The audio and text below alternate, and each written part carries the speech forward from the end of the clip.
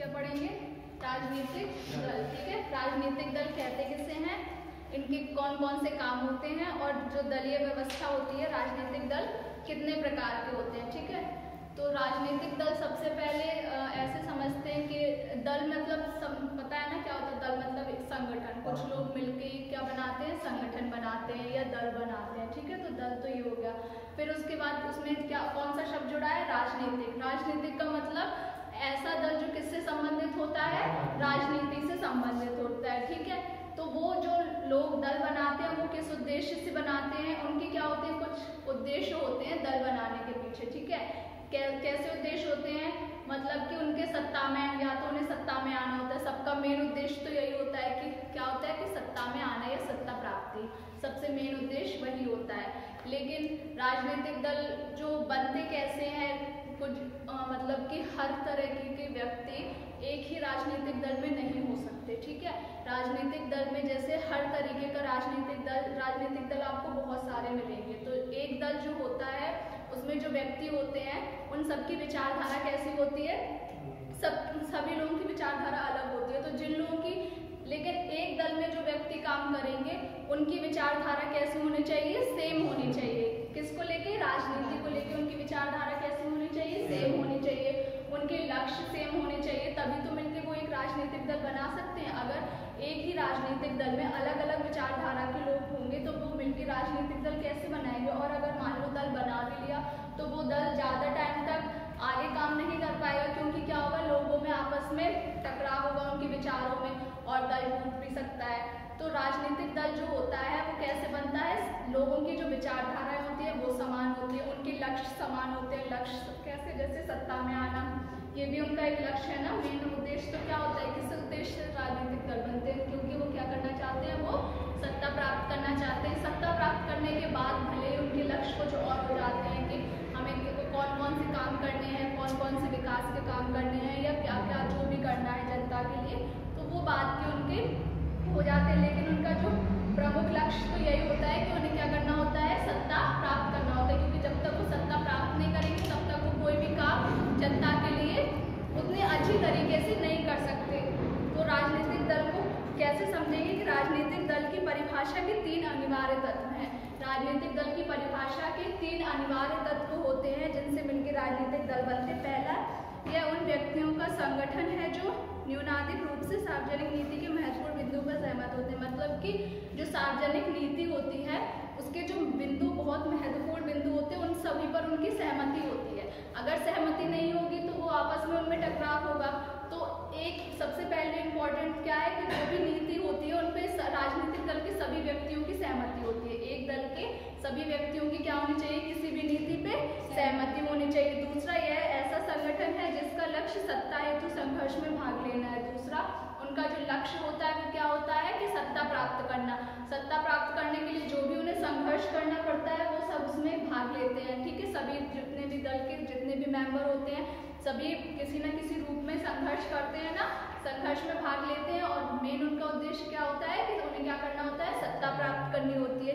तीसरा, यह एक ऐसा निकाय है जिसके सदस्य संवैधानिक साधनों से सत्ता पाकर अपनी नीतियों व कार्यक्रमों को लागू करने का सामूहिक प्रयास करते हैं। मतलब कि जो ये लोग सत्ता प्राप्त करने का जो प्रयास करते हैं वो कैसे करते हैं? संवैधानिक रूप से ही करते हैं। असंवैधानिक रूप से या गैर कानूनी तरीके से सत्ता पाने का प्रयास नहीं कर सकते।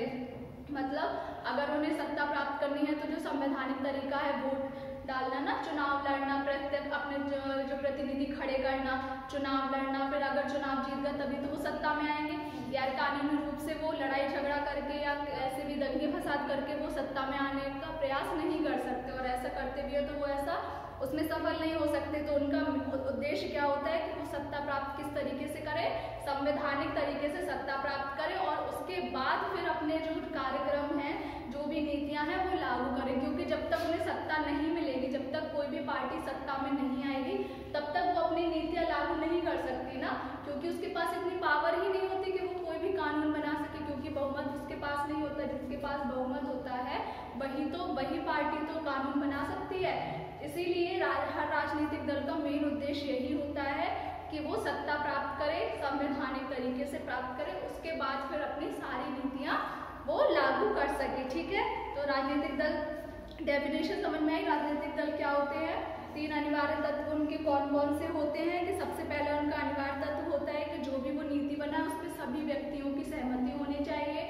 दूसरा अनिवार्य तत्व क्या होता है कि वो सत्ता प्राप्त करने के लिए संघर्ष जो उन्हें करना पड़ता है उसको सभी सदस्य उसमें भाग लेते हैं।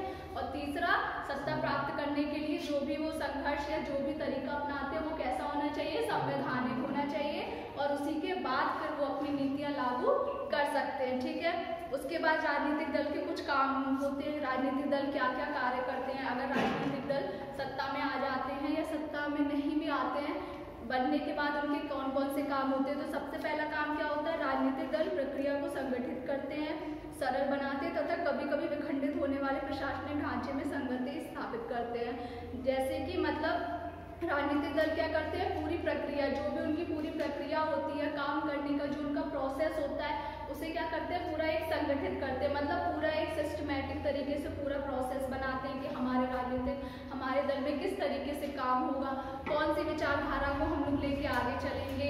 ठीक है, सब सारे राजनीतिक दलों की विचारधारा अलग अलग होती है ना। हमारे जितने भी राजनीतिक दल हैं सब अलग अलग विचारधारा से काम करते हैं, सबके काम करने का तरीका अलग है, सबके सोचने का तरीका अलग है। तो हर राजनीतिक दल का ये काम होता है कि वो क्या करता है? अपने राजनीतिक दल की एक पूरी प्रोसेस को संगठित करता है, पूरी प्रोसेस को सिस्टमैटिक तरीके से बताता है कि हमारे दल में किस तरीके से काम होगा। ठीक है, दूसरा काम वो लोग क्या करते हैं? राजनीतिक दल सत्ता पे अधिकार जमाने के लिए संघर्ष करते हैं। सबसे इम्पोर्टेंट तो काम उनका यही होता है, क्योंकि इसी के लिए तो वो बने होते हैं। किसके लिए बने होते हैं? सत्ता प्राप्त करने के लिए बने होते हैं। तो वो क्या करते हैं? सत्ता प्राप्ति के लिए क्या करते हैं? हमेशा संघर्ष करते रहते हैं। आपने देखा है ना, कोई भी पार्टी होती है अगर सत्ता में होती है तो भी उसे संघर्ष करना पड़ता है, क्योंकि अपोजिशन हमेशा उस पर कोई ना कोई आरोप प्रत्यारोप करते रहते हैं एक दूसरे पे। तो ये संघर्ष उनका हमेशा चलता रहता है सत्ता प्राप्त करने के लिए। ठीक है, उसके बाद उनका कौन सा काम होता है? राजनीतिक दल सरकार तथा जनता के बीच संपर्क सूत्र की व्यवस्था करते हैं, क्योंकि जनता जो रहती है वो अपना क्या चुनती है? प्रतिनिधि चुनती है। जो राजनीतिक दल के जो व्यक्ति होते हैं, अगर जो सत्ता प्राप्त करते हैं, उन्हें क्या बोला जाता है? जनता का प्रतिनिधि बोला जाता है ना, क्योंकि जनता ही उन्हें चुनती है। जनता क्या करती है? अपना प्रतिनिधि चुन के संसद में भेजती है, या जो वहाँ पे सरकार जो जिनकी बनती है वो जनता के प्रतिनिधि होते हैं। तो वो एक तरीके से क्या करते हैं? जो सरकार रहती है और जनता रहती है उसके बीच में क्या करते हैं? संपर्क सूत्र स्थापित करते हैं, मतलब मीडिएटर का काम करते हैं। जो प्रतिनिधि होते हैं कि जनता की क्या क्या मांग है वो सरकार के पास रखते हैं, सरकार ने क्या डिसीजन लिया, उनकी मांग पे मांग मानी है या नहीं मानी है, कितनी मानी है या नहीं मानी है, ये सारी बातें जनता को कौन बताता है? प्रतिनिधि, उनके जो राजनीतिक दल के प्रतिनिधि होते हैं वही बताते हैं। तो एक तरीके से ये क्या करते हैं? मीडिएटर का काम करते हैं, मतलब संपर्क सूत्र का काम करते हैं। किसके बीच? सरकार के बीच और जनता के बीच। ठीक है, और क्या क्या काम होते हैं इनके? राजनीतिक गतिविधि का क्षेत्र बढ़ाते हैं और जनता की भागीदारी के आधार पर विस्तृत करते हैं। मतलब कि राजनीतिक नेताओं की भर्ती का महत्वपूर्ण, दल में नेताओं का भी तो होना जरूरी है ना। दल में जो नेता, अगर कोई नेता नहीं होगा तो ये कैसे करेंगे? तो ये क्या करते हैं? जनता की भी भागीदारी होती है, उसमें जनता उसमें भागीदार होती है कि हमारा नेता कौन होगा। जनता चुनती है जाके, जनता वोट डालती है जाके, तो जनता का भी एक तरीके से क्या होती है? इसमें भागीदारी होती है। और ये भागीदारी कौन बढ़ाते हैं? राजनीतिक दल बढ़ाते हैं। वो अपना प्रचार प्रसार करते हैं जिससे जनता भी जागरूक होती है। जनता को पता चलता है कि हमारे क्षेत्र का कौन सा प्रतिनिधि चुनाव में खड़ा है, उसने क्या क्या वादे किए हमारे लिए, और वो प्रतिनिधि भी उनसे उनकी ज़रूरत पूछते हैं, उनकी समस्याएं पूछते हैं। तो जनता एक तरीके से क्या करती है? प्रत्यक्ष रूप से क्या करती है? भाग लेती है। किसमें? राजनीतिक गतिविधियों में भाग लेती है। उसके बाद राजनीतिक दल मुद्दे प्रस्तुत करते हैं, वे समाज के मूल्यपरक लक्ष्य निर्धारित करते हैं, मतलब कि वो मुद्दे प्रस्तुत करते हैं कि कौन से मुद्दे हैं जनता के या कौन से मुद्दे हैं उनके जिस पे वो काम करना चाहते हैं आगे। जनता की अगर कोई समस्याएं हैं तो वो सुनते हैं कि वो उसके फिर वो क्या करते हैं? वादा करते हैं, क्योंकि उन्हीं वादों के आधार पे तो वो सरकार बनाते हैं। जनता से क्या वादे करते हैं? मतलब अगर जनता को किसी भी गांव में पानी की समस्या है या स्कूल की समस्या है तो राजनीतिक दल क्या करते हैं? वही मुद्दा उठाते हैं ना कि आपके यहाँ स्कूल की समस्या है, तो हमारी पार्टी अगर सत्ता में आ जाएगी तो हम आपकी ये समस्याएं हल करने की कोशिश करेंगे। तो ये क्या करते हैं? मुद्दे भी उठाते हैं, जनता के मुद्दे सुनते हैं कि उनकी क्या क्या समस्या है, उसी आधार पर तो वो अपना पूरा नीति वो तैयार करते हैं कि हमें कैसे काम करना है, सत्ता में आने के बाद हमें कौन सी नीति लागू करनी है। तो ये सारे काम कौन करता है? राजनीतिक दल करते हैं। समाज कल्याण के कार्यों को संपन्न करते हैं और उनकी गैर राजनीतिक गतिविधियां, मतलब कि बहुत सारे राजनीतिक दल ऐसे होते हैं जो राजनीति से हटके समाज कल्याण के काम करते हैं। समाज का जो जिसमें कल्याण होता है, मतलब समाज के लिए बहुत सारी अच्छी अच्छी चीज़ें, बहुत सारी सुविधाएं प्रोवाइड करना, तो ये भी कौन करता है? राजनीतिक दल भी करते हैं। तो ये सारे क्या है? राजनीतिक दल के कुछ काम है। ठीक है, समझ में आया राजनीतिक दल की डेफिनेशन। फिर उनके कौन कौन से काम होते हैं। अब राजनीतिक दल कितने प्रकार के होते हैं, कौन कौन सी तरीके की दल व्यवस्था पाई जाती है? तो राजनीतिक दल कितनी 3 श्रेणियों में बांटा गया है, एक दलीय व्यवस्था, द्विदलीय व्यवस्था और बहुदलीय व्यवस्था। ठीक है, राजनीतिक दल को कितनी श्रेणी में बांटा गया है? 3 श्रेणियों में बांटा गया है, एक दलीय, द्विदलीय और बहुदलीय। ठीक है,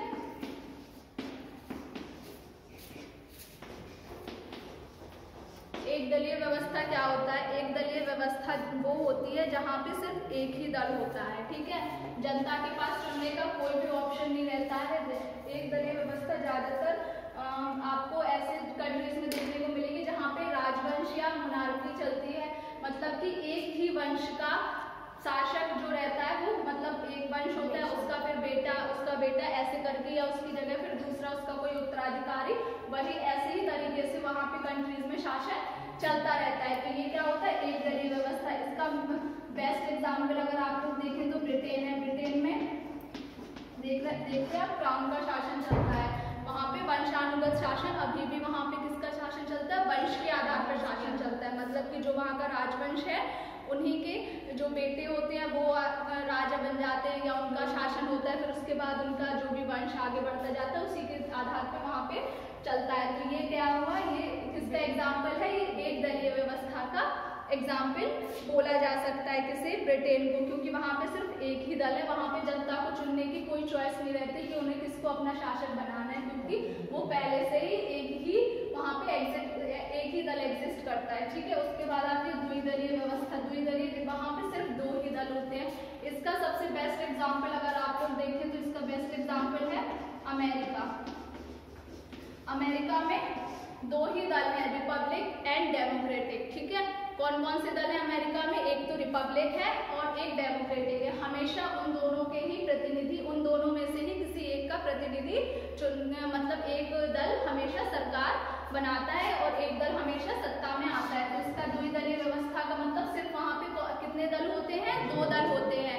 तो इसका एग्जाम्पल जैसे कौन सा हुआ? अमेरिका। अमेरिका में सिर्फ 2 ही दल है, रिपब्लिक और डेमोक्रेटिक। ठीक है, हमेशा या तो कभी रिपब्लिक का जो दल है वो सत्ता में आता है या कभी डेमोक्रेटिक का। ठीक है, यहाँ पे भी जनता के पास ज्यादा चॉइस नहीं होती चुनने की, या तो वो एक रिपब्लिक को चुनती है या डेमोक्रेटिक को। एग्जाम्पल, ठीक है, बहुदलीय व्यवस्था इसका बेस्ट एग्जाम्पल है अपना देश भारत।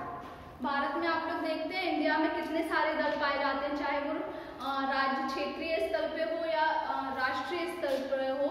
बहुत सारे दल आप लोगों को, जैसे कि कांग्रेस हुआ और भारतीय जनता पार्टी हुई, सपा हुआ, बसपा हुआ, बहुत सारे राजनीतिक दल यहाँ पे पाए जाते हैं। तो ये बहुदलीय व्यवस्था का मतलब क्या होता है? जहाँ पे बहुत सारे राजनीतिक दल पाए जाते हैं, एक या 2 से ज्यादा राजनीतिक दल जहाँ पाए जाते हैं वह उस व्यवस्था को क्या कहते हैं? बहुदलीय व्यवस्था कहते हैं। यहाँ पे जनता के पास चॉइसेस बहुत सारी होती है कि वो किसी भी दल को चुन सकते हैं। यहाँ पे बाकी तो जो व्यवस्थाएं हैं वहाँ पे जनता के पास चॉइसेस बहुत लिमिटेड होती है। एक दलीय व्यवस्था में तो जनता के पास कोई चॉइस नहीं होती, द्विदलीय व्यवस्था में कोई चॉइसेस बहुत लिमिटेड होती है कि वो या तो ऐसे चुने या ऐसे। लेकिन जो बहुदलीय व्यवस्था होती है वहाँ पे जनता के पास बहुत सारी चॉइसेस होती है। लेकिन इसके एक नेगेटिव पॉइंट भी है बहुदलीय व्यवस्था का, क्योंकि यहाँ पे बहुत सारे दल एग्जिस्ट करते हैं, तो कोई भी एक दल को पूर्ण बहुमत प्राप्त करने में बहुत ही दिक्कत होती है, क्योंकि जनता के जो वोट है वो बहुत सारे दलों में बट जाते हैं। ठीक है, कुछ छोटे छोटे बहुत कम, तो जो पूर्ण बहुमत होता है वो किसी भी एक सरकार को नहीं मिल पाता। तो तब ऐसी स्थिति में क्या करती है? 2 पार्टी या 2 से ज्यादा पार्टी मिलकर क्या करती है? सरकार बना लेती हैं।